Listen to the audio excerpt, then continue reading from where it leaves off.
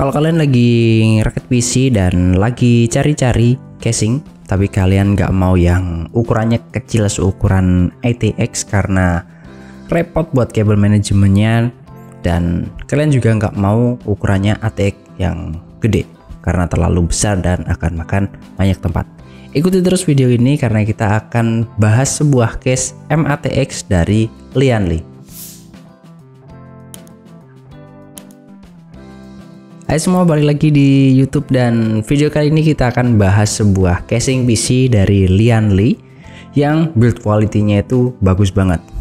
Di samping saya ini adalah Lianli Landcool 205M, sebuah casing dari Lianli dengan form factor micro ATX, artinya casing ini cuma bisa muat buat motherboard ITX yang kecil dan MATX saja. Saya pilih karena casing ini itu desainnya simple, kelihatan elegan dan nggak norak, kotak gitu aja dengan side panel tempered glass. Oke, kita bahas satu-satu di bagian atas dulu ya. Ada lubang untuk sebuah fan yang udah dilengkapi dengan magnetic dust filter. Ada tombol power dengan indikator dan HDD LED, dan di sebelahnya ada tombol reset yang ukurannya lumayan kecil.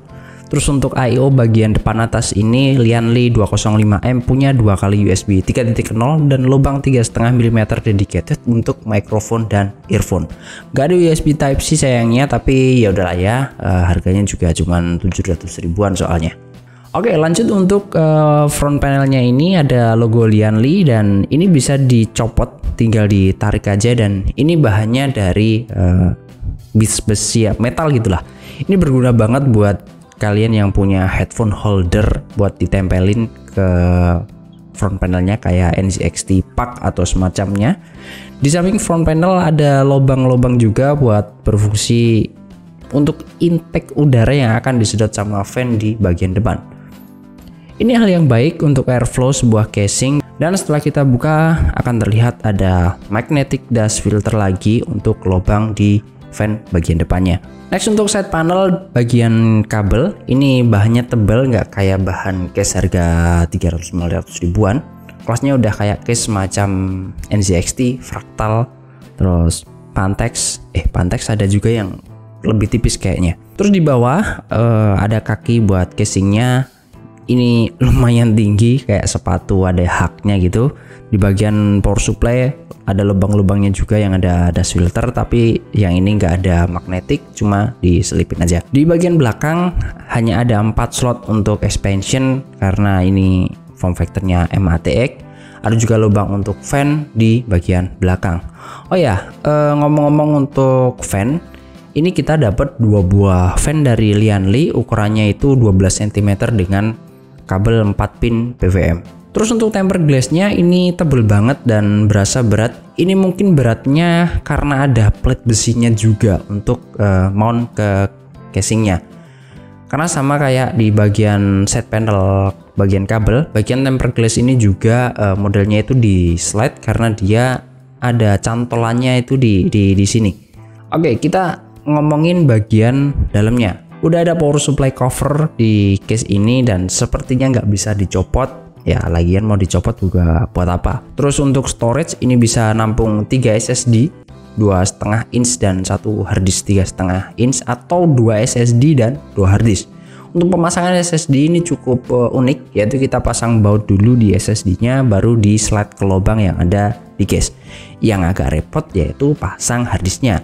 Kita harus copot dulu bracketnya, terus keluarin dengan cara di slide juga sih sebenarnya. Terus kita harus pasang harddisknya ke dalam bracket dengan dibaut, baru masukin lagi, pasang ke dalam case-nya. Dan hal yang saya seneng di case ini yang kita hanya dapat di case range harga 1 jutaan ke atas. Yang pertama itu adalah adanya rubber grommet untuk kabelnya. Hal ini sepele yang akan menambah kesan clean dan rapi, yang sampai saat ini saya belum lihat di case rentan harga sekitar 500 ribuan.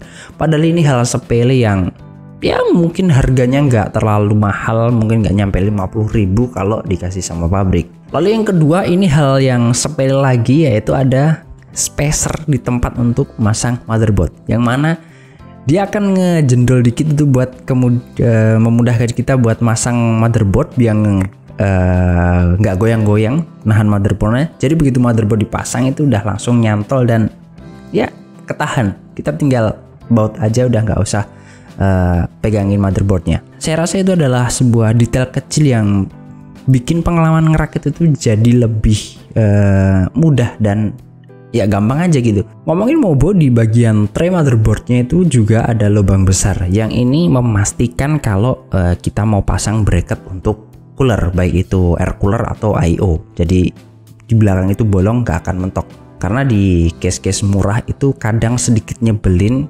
Memang sih udah bolong, tapi bolongnya itu nanggung. Jadi masih ada yang ketutup dan nggak bisa buat masang bracket. Jadi ya bolong-bolong aja, nggak ada fungsinya. Nah, kalau ditanya kesimpulannya gimana, saya udah ngerakit dengan case ini seperti kalian lihat, dan pengalamannya itu cukup mudah untuk ngerakitnya, nggak yang susah-susah amat, cenderung bisa dibilang gampang lah karena untuk kabel manajemen juga luas. Jadi di range harga 700 ribuan ini perlu kalian lirik karena build quality-nya itu bagus banget. Terus buat kalian yang suka dengan look yang clean, elegan, serius, ini cakep banget desainnya. Dan yang membuat saya milih case ini dibanding case 500 ribuan kayak Nexus M, terus GMX Mini, DLM21 atau bahkan Deepcool Mac Cube sekalipun, itu adalah yaitu tadi desain dan build quality-nya. Oke, thanks buat yang udah nonton sampai akhir video ini. Silahkan like aja dan komen di bawah. Subscribe buat yang belum subscribe karena next video kita akan rakit PC pakai case ini. Jadi silahkan di subscribe. Bye bye, assalamualaikum.